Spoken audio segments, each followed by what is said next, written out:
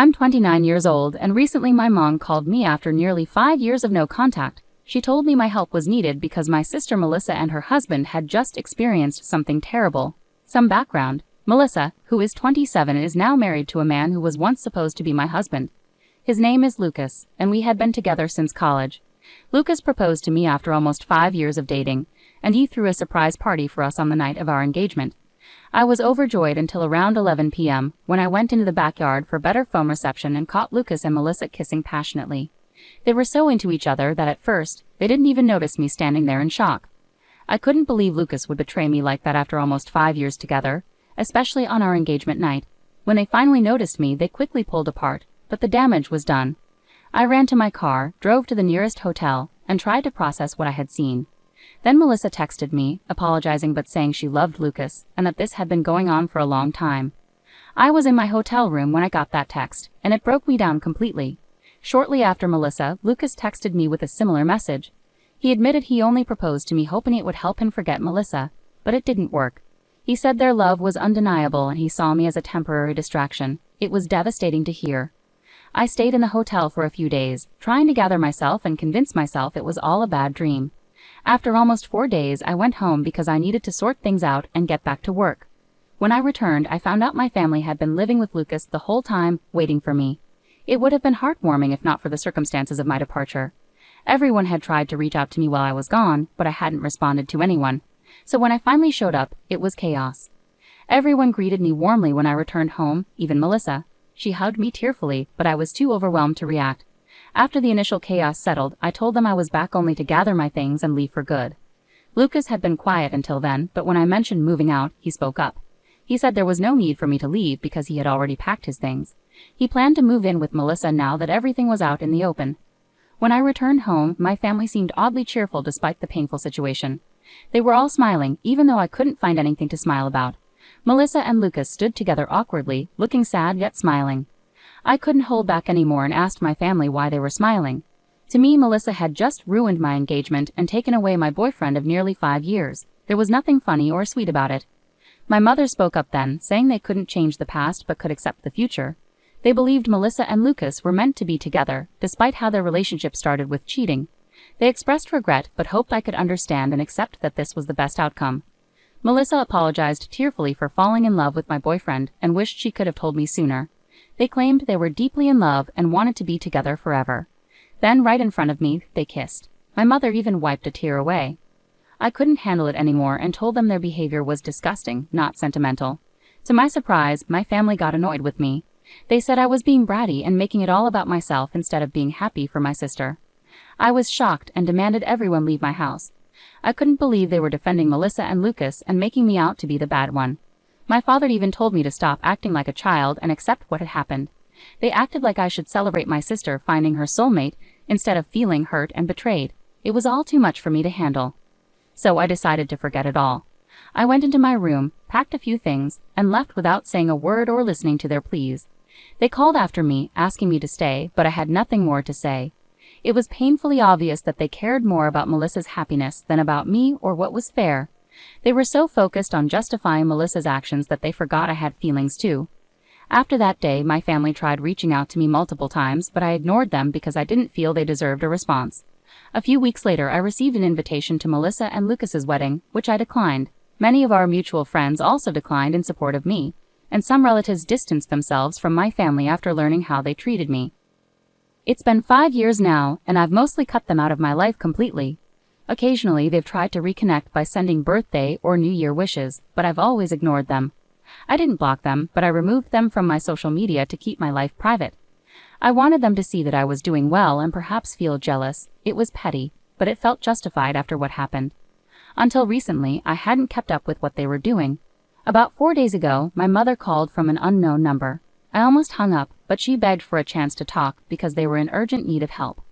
I agreed to talk to her briefly because she sounded genuinely distressed, and I couldn't ignore her in that moment.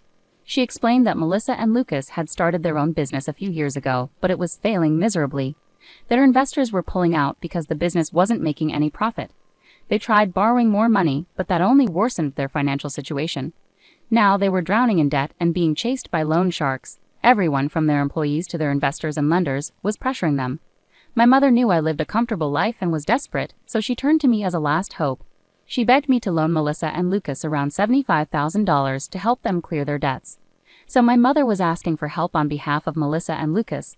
I questioned why Melissa herself didn't reach out and why my mother was acting as a messenger. She explained that Melissa and Lucas didn't want her to involve me directly, likely because of what happened 5 years ago. Melissa wasn't ready to accept help from me, but my mother didn't know anyone else who could provide such a large sum quickly. Months had passed and Melissa and Lucas were struggling to make ends meet. My parents and even Lucas's family were doing all they could to support them, but it wasn't enough. Everyone had to think about their own financial security, especially since most in our family were retired, including Lucas's parents.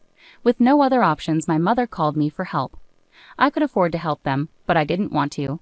Melissa was right not to ask me directly for help. After what they did, they lost any right to make demands from me. I told my mother I couldn't and wouldn't help Melissa and Lucas. She was upset and said I was being cruel, urging me to think about our family. I pointed out that Melissa and Lucas hadn't thought about me during their affair, and our family hadn't considered me when supporting them. I had worked hard for my current position and wasn't going to give $75,000 to people who didn't deserve it. My mother started crying, accusing me of being selfish. She warned that Melissa and Lucas would face serious trouble without my help. I replied that I couldn't change my mind and ended the call. Since then, my mom has been texting me nonstop, begging me to change my mind and help my sister. She says I shouldn't seek revenge and that Melissa's situation is dire. If I don't help now, I might regret it later. It's really overwhelming, and I don't know how to respond without feeling like the bad guy. Am I wrong for not wanting to financially support my sister after she stole my fiancé 5 years ago? Update. So I finally decided to block my family. I should have done it years ago, but I kept them around partly so they could see what I was up to and partly out of fear that I might regret cutting them off if something bad happened to them. Now I realize I don't care anymore. Refusing to help my sister financially isn't about being petty, it's practical. They've already wasted a lot of money, and even if I gave them $75,000 now, I doubt they could pay it back. It's a substantial sum, and even with my resources, it's not something I can give away without expecting repayment. If it were a close friend, I'd expect the same. I talked to some friends about it, and they agreed that not giving them money was the right call. It's not about revenge, but about being realistic. Now that I've blocked my mother, I don't have to deal with her trying to guilt-trip me anymore, so I feel relieved. Update 2. Hey everyone, something major happened today. While I was at work, my neighbor called to say there was a couple outside my house causing a scene and demanding to talk to me.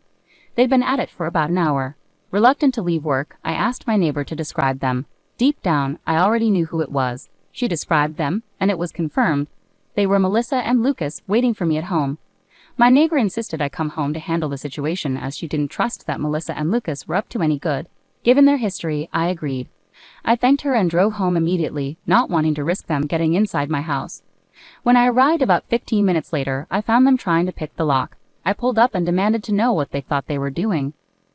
I attempted to call the police, but Lucas quickly knocked the phone out of my hand. Melissa approached and claimed they just wanted to talk and weren't there to take anything, at least not at that moment.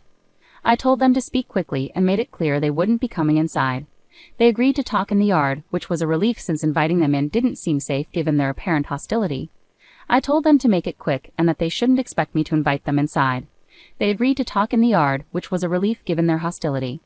Melissa began by saying my mother had informed her about our phone call and how I had ignored their texts and blocked them all. She accused me of being unfair, saying it had been 5 years and I should be over it by now. She claimed I was acting out for attention and said she felt insulted by my refusal to help them. That's why she was there to talk. Melissa explained that she had managed to get the money for now by selling their house and jewelry, but there was a strong chance she might need more in the future. She wanted to ensure she could rely on me for help if needed. I told her that no, she couldn't count on me for anything because I hated her and her husband with a passion. I was so angry that I said it was taking a lot of restraint not to hit her, so they should leave. Lucas then demanded I sign a document promising to give them money in the future. I told them they were insane if they thought they could manipulate me into signing anything under pressure. I demanded they get out, but Melissa pushed me and said I owed them because they were family. I was shocked and nearly slapped her but controlled myself, knowing violence would only make things worse. Instead, I grabbed my phone from the ground, got into my car, and drove off quickly. Since I had left the engine running, it didn't take long to get a head start. They didn't chase me on foot but stayed at my house, which was unfortunate.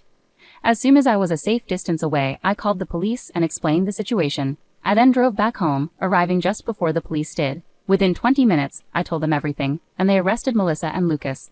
I knew the charges weren't severe, so they'd probably get off easily, but at least they were taken away, and I didn't have to deal with them anymore. It's been a few hours and I haven't heard from anyone in my family. I expected at least one of them to try contacting me from a different number, but they haven't. Maybe they'd given up on trying to get under my skin, or they're waiting for things to calm down before reaching out again. Either way, it's been strangely quiet. Update 3. Hi everyone. So the last update was about a week ago. I had started to believe that my family would leave me alone after I called the cops on Melissa and Lucas, but I was wrong.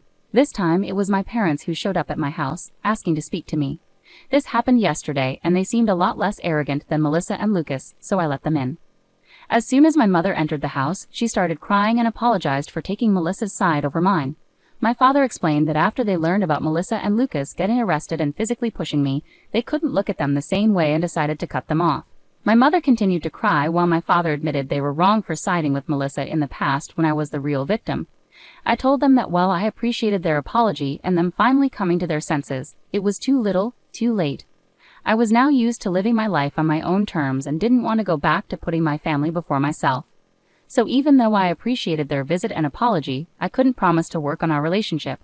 I felt there was no point in trying to salvage something that was already ruined, even if it was with my parents.